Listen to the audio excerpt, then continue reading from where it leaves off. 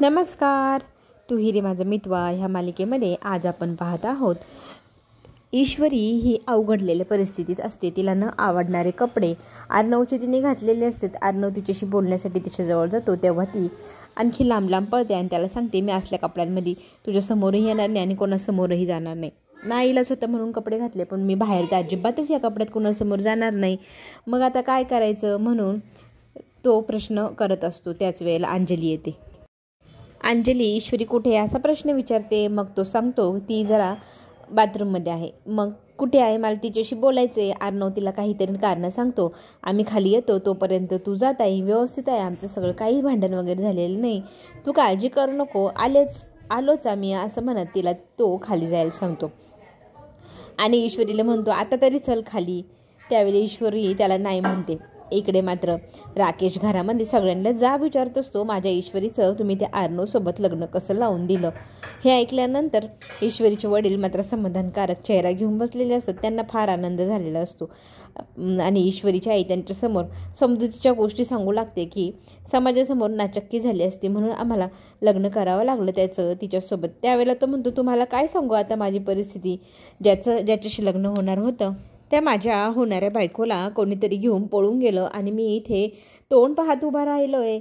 अशी परिस्थिती झाली आहे माझी. ईश्वरीची आई मग त्यांना समजवत असते, झालं गेलं गंगेला मिळालं, आता तुम्हीही तुमच्या आयुष्यात पुढे निघून जा. आणि तुमच्यासमोर खरंच मी मनापासून माफी मागते, झाल्या प्रकाराबद्दल दिलगिरी व्यक्त करते, पण आता आमचा नाईलाज झाला त्याच्यामुळे हे सगळं करावं लागलं. राकेश ईश्वरीकडे रागाने पाहू लागतो आणि पुन्हा एकदा ईश्वरीच्या आईला तो सांगू लागतो, तो माणूस अर्णव माहिती आहे ना तुम्हाला कसा आहे, तो फारच पातळयंत्री षडयंत्री माणूस आहे. त्यातली त्यात जयू आत्याही म्हणत असते की मला हे असंच वाटतंय की आपण ईशूला जाऊन घेऊन यायला हवं आणि ईशू आपल्याकडे परत जर वापस आली तर पहिल्यासारखं सगळं काही सुरळीत चालू होऊ शकतं. लगेचच राकेश म्हणतो, आपण पोलिसात जाऊन कंप्लेंट करू आणि त्यांनी बळजबरीने आपल्या ईश्वरीशी लग्न करून तिला ठेवून घेतले असं सांगून तिला घेऊन येऊ. पण ह्या गोष्टीला ईश्वरीची आई साफ नकार देते. जे झालंय ते झालंय, तिचं लग्न त्यांच्याशी आम्ही लावून दिलंय ना, ती त्यांच्याकडेच राहील, त्यामुळे तिला परत आणणं हा विषय होणारच नाही आणि त्यांच्या विरोधात केसही केली जाणार नाही, तुम्हीही करायची नाही, अशी सक्त ताकीद ती राकेशला देते. आणि ह्या सगळ्या गोष्टीला संमती डोळे खुणवून हे ईश्वरीचे बाबाही देतात. त्यावेळेला राकेश काहीतरी बोलण्याचा प्रयत्न करतो, पण साफपणे ईश्वरीची आई त्यांना सांगते, जे झालं ते झालं, आता तुम्ही तुमचा नवीन मार्ग शोधा आणि तुमच्या आयुष्याला सुरुवात करा असं म्हणत त्याला ती जायला सांगते. आणि राकेश आता इथून रागरागाने निघालेला असतो. इकडे मात्र घरी सगळेजण काळजीत असतात.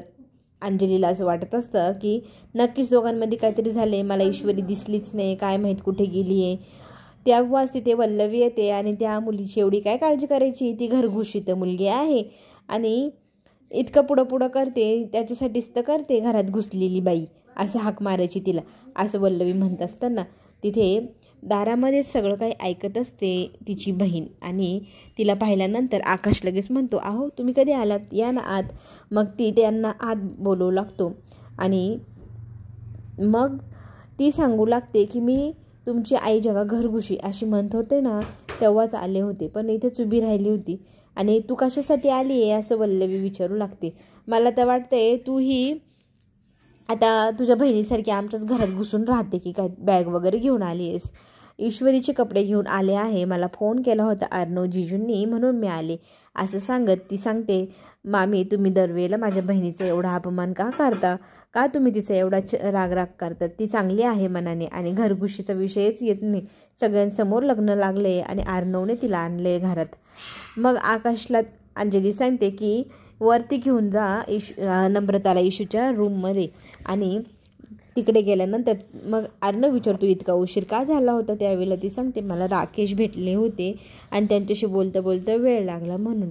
अर्णव तिला म्हणतो, तुझा आत गेल्या ईश्वरी तिच्या गळ्यात पडू रडू लागते आणि तिचं रडणं काही थांबेनासच होऊ लागतं.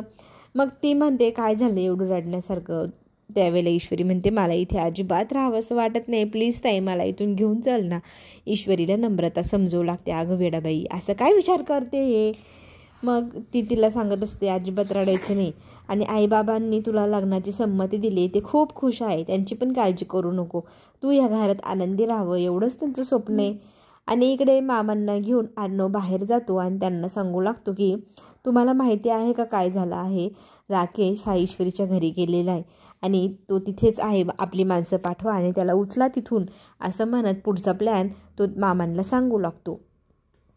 मामा इकडे म्हणतात काळजी करू नको, मी आत्ताच आपल्या माणसांना कामाला लावतो, असं म्हणत तेही मग कामाला लागतात. इकडे मात्र सगळेजण वाट पाहत असतात अर्णव आणि इशूची. दोघेही येत असता पायऱ्यांवरनं तिचा पाय घसरणार, तेव्हाच अर्णव मग थांबवतो तिला आणि म्हणू लागतो की सांभाळून. तर ती हात झटकते, म्हणते मला गरज नाही तू सांभाळावी अशी, मला तुझ्या मदतीचीही गरज नाही. त्यावेळेला दोघंजणं पुन्हा खाली येतात. खाली आल्यानंतर मग अंजली सांगू लागते की हा जो गेम आहे ना तो कसा खेळायचा आहे, अंगठी ज्या व्यक्तीला सापडेल त्या व्यक्तीचंच घरावरती राज्य चालेल आणि तीच व्यक्ती मग संसारात पुढे जाऊ शकते, हो की नाही.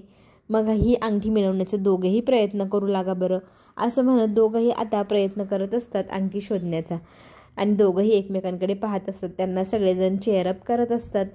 आता सगळं झाल्यानंतर जेव्हा रूममध्ये येते तेव्हा काहीतरी बोलताना गफलत होते. लगेच अर्णव मग तिला उचलून घेतो. तर ती म्हणते मला कशाला उचललं, तर तो म्हणतो तू सांगितलं म्हणून.